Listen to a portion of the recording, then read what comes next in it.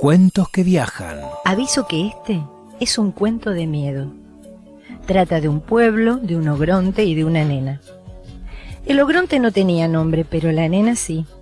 Algunos la llamaban Irenita y yo la llamo a mi modo, Irulana.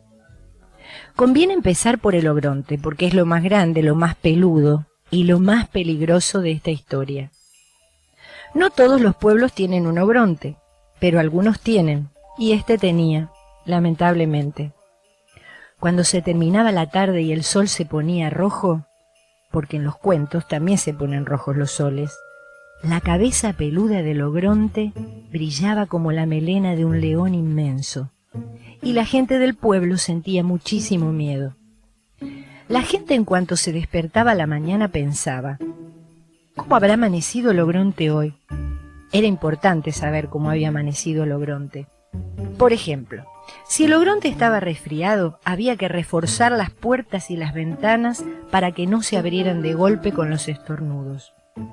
Y no se podía sacar a pasear a los perros demasiado chiquitos porque podían rodar calle abajo y volarse hasta la orilla del río. En cambio, si el ogronte se ponía a picar cebolla, les cuento que las cebollas crudas y las nubes del amanecer bien cocidas son las comidas preferidas de la mayor parte de los ogrontes. Bueno, como les decía, si el ogronte se ponía a picar cebollas, había que salir con botas y hasta con botes llegado el caso. Si estaba contento y carcajeaba, había que guardar los floreros en los roperos para que no se cayeran al suelo con los temblores. Si se ponía a cantar, en cambio, había que envolver con trapos los espejos, y si estaba enojado, bueno, todos cuidaban muy bien de que el ogronte no se enojara. Siempre le decían, «Buenos días, señor ogronte». «Buenas noches, señor ogronte». Todo con muchísimo respeto. Y todas las tardes iban hasta el pie de la montaña y le dejaban canastos repletos de cebolla, vacas muy gordas y flores de colores raros. Ah, y le hacían una gran torta para el día de su cumpleaños, por supuesto, y le cantaban canciones para que se durmiese. Todo esto para que el ogronte no se enojara. Ay, ay, ay, pero bueno, igual un día el ogronte se enojó. Se enojó porque sí. Vaya uno a saber por qué se enojan los ogrontes. Se notó que se había enojado porque empezó a gritar y a rugir como loco y a mover los brazos en el aire como un molino. Y porque sus dientes enormes, ¿no se imaginan ustedes los enormes y filosos dientes que tienen los ogrontes? Sobre todo cuando están enojados. Esos dientes brillaban más que su melena al atardecer. El pueblo entero entonces se arrugó de miedo a que lo comieran, porque ya se sabe que los ogrontes, cuando se enojan, se comen pueblos enteros, con sus casas, sus personas, sus calles y sus kioscos, y sus perros, y las petuñas de sus jardines, y sus tarros de galletitas, y sus boletos capicúa, y sus estaciones con trenes y todo. Así que la gente salió corriendo. Algunos iban con las orejas tapadas. Taparse las orejas no protegía del enojo del ogronte, pero al menos ayudaba a que sus rugidos molestasen menos. Pero yo dije al principio que este era el cuento de un pueblo, de un ogronte y de una nena. Una nena llena de rulitos en la cabeza. Bueno, la cuestión es que esa nena, Irulana, fue la única que no salió corriendo cuando escuchó los rugidos del ogronte. Y a mí no me pregunten por qué no corrió Irulana. Vaya uno a saber por qué no salen corriendo las irulanas cuando vienen los ogrontes. Los que contamos los cuentos no tenemos por qué saberlo todo. La cosa es que lo único que yo sé es que Irulana no corrió, sino que se sentó a esperar en un banquito. Tal vez era muy valiente, tal vez era un poco chiquita, o tal vez estaba demasiado cansada. Entonces se sentó en un banquito verde en una calle vacía. Todas las calles estaban vacías en ese pueblo. Cuando se terminó la tarde y el sol se puso rojo, la cabeza peluda del ogronte brilló más que nunca. Los dientes brillaron más todavía y rugidos enormes sacudieron el suelo. Irulana tuvo mucho miedo y más miedo tuvo cuando vio que el ogronte se empezaba a mover. Ahora viene y se come al pueblo, pensó Irulana. Y efectivamente, no se olviden de que yo avisé que este era un cuento de miedo. En cuanto llegó la tarde, el ogronte empezó a comerse el pueblo. Ya sé que esto es terrible, pero ¿qué se le va a hacer? Así son los ogrontes. Empezó por el ferrocarril. Enroscaba las vías en un dedo y después las sorbía como si fueran tallarines.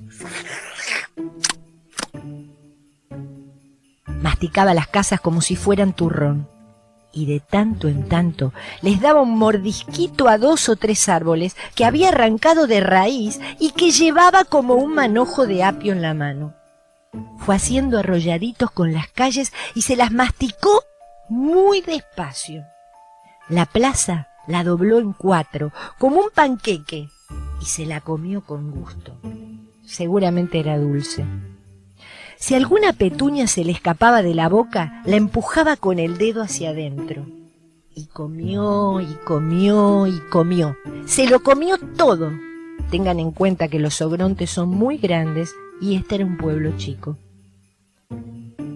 Bueno, ahora el que se achicó es el cuento, porque empezó con un pueblo, una nena y un ogronte. Y ahora ya no hay pueblo.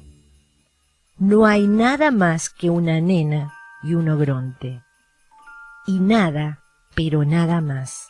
Nada de nada, ni un arbolito, ni una petunia, ni un vestidito de muñeca, ni un colador del té, ni una polilla, ni la pelusa de un bolsillo.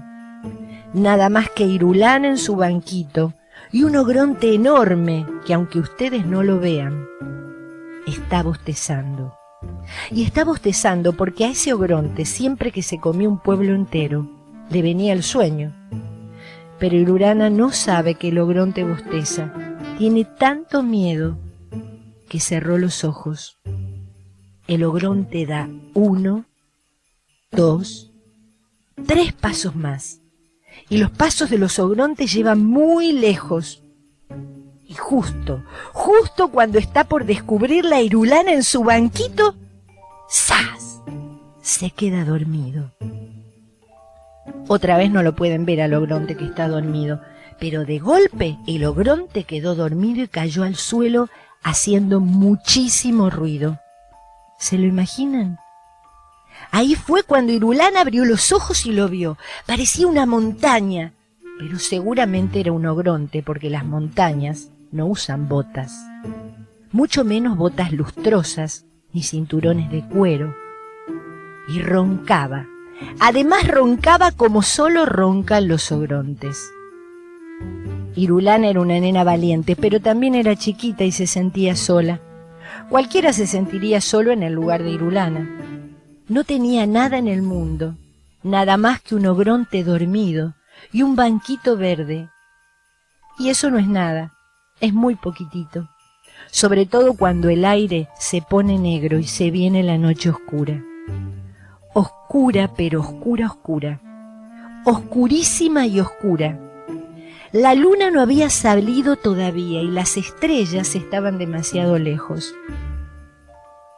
Otra vez, no pueden ver lo oscura que estaba la noche, pero se la pueden imaginar. ¿Se la imaginaron?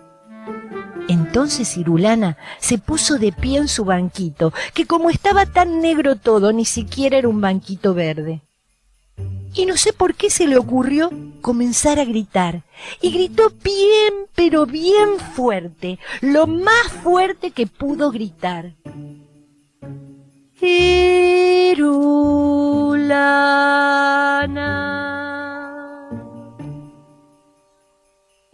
Eso gritó, una sola vez. Y aunque Irulana tenía una voz chiquita, el nombre resonó muy fuerte en el medio del oscuro. Y el nombre creció y creció. La I, por ejemplo, tan flaquita que parecía, se estiró muchísimo. No se quebró, porque era una I muy fuerte, y se convirtió en un hilo largo y fino que se enroscó alrededor del ogronte, de la cabeza del ogronte, de los pies del ogronte, de las manos, de la panza inmensa del ogronte, donde estaba todo el pueblo. Y la rr se quedó sola en el aire rugiendo de rabia, porque las rr rugen muy bien, mejor que nadie. Y la U se hundió en la tierra y cavó un pozo profundo, el más profundo del mundo. Y entonces la rr, que rugía como una mariposa furiosa, hizo rodar al ogronte hasta el fondo de la tierra. En una de esas ustedes ponen cara de no puede ser. Y se ríen y dicen que una palabra no puede hacer esas cosas. Y yo digo que sí, una palabra puede. Prueben. Prueben si no de decir una palabra importante, una sola en medio de la noche oscura y al lado de un ogronte. La lana de Irulana se hizo un ovillo redondo y voló al cielo para tejer una luna. Hizo bien, porque entre una lana y una luna no hay tanta diferencia. Entonces la noche se iluminó. Imagínensela, ahora está toda iluminada. Ahora sí se puede ver bien lo que pasa en este cuento. Hay un ogronte enterrado en un pozo muy profundo, tan profundo que casi ni se ve que lo ataron como un matambre. Y hay una nena chiquita que mira la luna llena desde arriba de un banquito. Parece que no hubiera nada más, pero si miran bien, allá lejos, en el fondo de esa imaginación, hay un montón de gente que vuelve. Si acercan la oreja al papel, tal vez oigan la música, porque traen guitarras, violines y panderetas. Vienen a fundar un pueblo nuevo. Y este cuento se termina más o menos como empieza. Había una vez un pueblo y una nena. Ogronte, en cambio, no había. Algunos pueblos tienen ogrontes, pero este no tenía. Es un cuento un poco igual y un poco diferente. Eso sí, seguro que no es de miedo. Irulana y el ogronte, de Graciela Montes. Narradora, Griselda Rinaldi. Dirección General de Cultura y Educación. Gobierno de la Provincia de Buenos Aires.